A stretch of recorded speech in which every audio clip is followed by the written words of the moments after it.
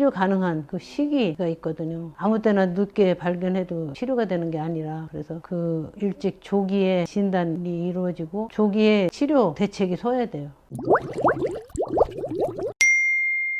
원장님, 이번 컨텐츠는 발달 지연이랑 발달 장애에 대해서 얘기를 해볼 거예요. 우선은 우리가 발달하면 이제 두 가지로 생각하죠. 움직임에 속하는 이제 운동도 이제 큰 운동, 조대 운동, 또 미세 운동, 이제 이렇게 둘로 나누고, 또 하나는 이제 뇌 발달, 이제 그렇게 나누죠. 그 발달에 있어서 중요한 요소가 어떤 게 있어요? 발달에 있어서 이제 중요한 요소는, 왜 우리가, 나는 꼭 자동차에 그 비유를 하거든요. 자동차가 가려면 연료가 있어야 될 거 아니에요. 사람도 성장하고 발달하려면 거기에 들어가는 특별한 중요한 성분이 있어야 된다고요. 그것이 뭐예요? 먹는 거죠. 이 뇌가 성장하고 발달하려면 가장 기본적인 영양, 이것이 다 있어야 되고, 그게 균형이 있어야 돼요. 예를 들어서 그냥 막 먹을 때는 많이 먹고 먹지 않을 때는 그냥 딱 그냥 굶고, 이런 거는 진짜 가장 나쁜 버릇이죠. 그 이제 차는 기름만 넣으면 가거든요. 근데 이제 사람은 어떤 에너지가 충족된 다음에는 사람과 사람 사이에 이제 관계를 형성하고, 또 그 관계를 형성하기 위해서 사용되는 뭐 언어라든지 이런 것이 상당히 다양하게 이제 들어가니까 단순한 거는 아니죠. 그래서 정서 발달, 그다음에 언어 발달, 뭐 이런 것들이 좀 이제 다양하게 영향을 받죠. 그럼 원장님, 발달 지연이나 이런 것들을 걱정하시는 부모님들이 많은데 그런 것들을 어떻게, 무슨 근거로 진단을 내리나요? 일단은 이제 발달하는 그 문제가 크게 나눠서 두 가지요. 언어 쪽, 뇌 쪽, 또 하나는 운동 쪽이요. 이게 언어 발달의 경우는 소통이잖아요. 의사소통에 상당히 중요한 요소인데, 우리가 이제 그 언어 소통이 되려면 가장 기본적인 오감이 다 작동을 해야 돼요. 들을 수 있어야 되고, 볼 수 있어야 되고, 느낄 수 있어야 되고, 이런 이 감각에 대한 그 발달이 뒤따라 줘야 되고, 이제 이것이 서로 연결이 돼야 되겠죠. 그래서 자극을 줘야 되고, 서로 연결할 수 있는 어떤 그 환경이 뒷받침돼 줘야 정상으로 언어 발달이 이루어진다고 생각해요. 그리고 운동이 발달이 안 된다는 거는 뇌 이상이 있거나 근육, 골격 이런 것이 다 따라가 줘야 돼. 그래서 단순하게 뇌 기능에만 그러냐, 아니면 근육에 힘이 너무 없다든지 뭐 여러 가지 그 원인이 어떤 건가 파악하는 것이 상당히 중요하죠. 우리가 발달 지연하면 말이 늦어, 그것만 있는 게 아니다 이거죠. 그래서 이런 뭐 발달이 떨어지는 거, 발달이 늦은 거에 대해서는 지 또래들보다 같이 가지 못하는 여러 가지의 그 부류가 다 거기에 속하고, 친구들보다 따라하지 못한다든지 하는 거에 대해서는 조기에 그 발견해서 치료 가능한 그 시기가 있거든요. 아무 때나 늦게 발견해도 치료가 되는 게 아니라 조기에 치료 대책이 서야 돼요. 그래서 이제 선진국에서 되게 관심이 있는 거는 발달이 늦은 거가 빨리 발견해서 뇌를 자극을 해서 따라가게 하는 거가 Early Intervention 프로그램이에요. 그래서 미국은 이제 엄마가 안 오잖아요. 정부에서 집에 가서 애를 가르쳐요. 근데 우리보다 한 차원 좀 달라요.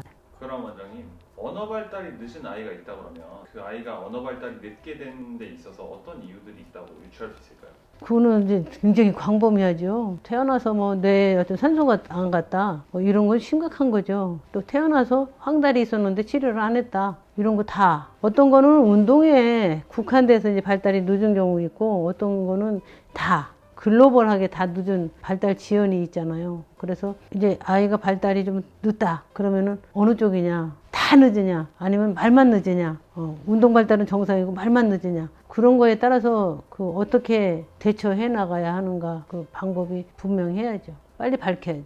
그럼 발달 지연이랑 발달 장애 같은 경우는 비교적으로 제 시기에 발견됐을 때 치료법이 명확한 편인가요? 그 원인에 따라서 충분히 일찍 발견되는 거하고, 상당히 이 손상이 된 이후에 발견되는 거하고는 그 예후가 완전히 다르죠. 그 예를 들어서 이제 요즘에 우리나라도 보면 태어나자마자 청력 검사하고 뭐 눈 검사하고, 그다음에 발 뒤꿈치를 찔러서 피를 뽑고 뭐 소변을 받아서 뭐 이렇게 하는 거 있잖아요. 그런 것들은 충분히 일찍 발견해서 어떤 장애를 막기 위해서 하는 노력이거든요.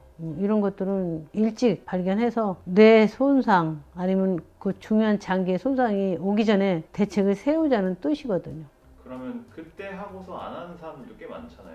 6개월쯤에 그런 거 한 번 더 하면 좋다, 이런 얘기 좀 해주실 수 있을까요? 이제 태어날 때 다 검사했는데 정상이다. 근데 애가 발달이 늦어. 다시 해야 돼요. 그 발견됐을 때 눕더라도 왜 그런가 하면 검사를 했을 때 그때 상황이 아이가 먹고서 했는가 안 먹고 했는가 안 먹고 하면 정상으로 나올 수 있잖아요. 그리고 갑상선이 이제 이 뇌 발달에 굉장히 중요한 역할을 하거든요. 갑상선이 이제 검사를 했는데 처음에는 정상이었다. 근데 이상하게 갑상선 기능이 뒤늦게 늦어갖고서 발달이 늦어졌다. 이런 경우 생각보다 많아요. 그래서 갑상선 검사 같은 경우는 2번 하는 데도 있어요. 어느 시기쯤에 좀 좋다라고 딱 찍어주세요. 일단은 이제 엄마 속에서 아기가 자라면서 엄마의 갑상선 영향을 받잖아요. 근데 처음에는 엄마 영향에 의해서 그냥 다 정상으로 나왔는데 나중에 보니까 이게 갑상선 기능 저하다. 이제 이럴 경우에 태어나서 이제 했는데 그 이후에 한 달 지나서 다시 한 번 더 하는 경우도 있어요. 특히 엄마가 갑상선에 어떤 약을 먹었다든지 이런 경우는 꼭 해야 되고 그런 거 전혀 없더라도 한 번 더 하는 것도 상당히 중요하죠. 그럼 원장님이 경험상으로 그 발달 지연의 케이스로 가장 많이 나타나는 게 어떤 케이스예요? 치료 가능한데 이게 미리 막을 수 있는 예방 가능한 발달 지연이 가장 많은 게 갑상선 기능하고 연관돼요. 또 제때 엄마는 했는데 나중에 보니까 처음에 괜찮았는데 뒤늦게 발견되는 경우 꽤 많아요. 그러면 저 개인적인 질문인데 갑상선 관련해서는 어떻게 영향을 끼쳐 그 발달 지연을 가는 거예요? 처음에는 이제 엄마 속에 있었으니까 엄마 영향을 받는데 이게 이제 엄마로부터 분리되면 자기 갑상선이 제대로 만들어지고 있고 또 상호작용이 하는지 그거는 태어나서 한 달 지나서 다시 한번 확인하는 것이 중요하죠. 그럼 원장님 발달 지연이랑 발달 장애 같은 경우는 정말 부모님 입장에서는 되게 중요한 요소잖아요. 그렇죠. 그런 거를 고민하시는 부모님들을 위해서 혹시 해줄 수 있는 말이 있다면 뭐가 있을까요? 이제 요즘은 이제 물론 이제 뭐 관심이 없어서 이제 이런 경우도 있지만 요즘은 관심이 없는 것보다 더 무서운 것이 너무 관심을 가지는 거. 여기서 보니까 뭐 4개월에는 소리 나는 쪽으로 아이가 고개가 돌아가야 되는데 우리 아기가 그걸 못해. 이제 이렇게 하면은 이제 불안해지기 시작한 거예요. 인터넷 뒤지고 다 확인하는 거예요. 그리고 이제 거기다가 뭐 댓글도 올려놓고 그래서 누가 하나 말 한마디를 잘못하면은 그게 그냥 여러 사람들의 그 관심을 불러일으키고 걱정을 하게 하거든요. 그래서 그 아기가 기계가 아니에요.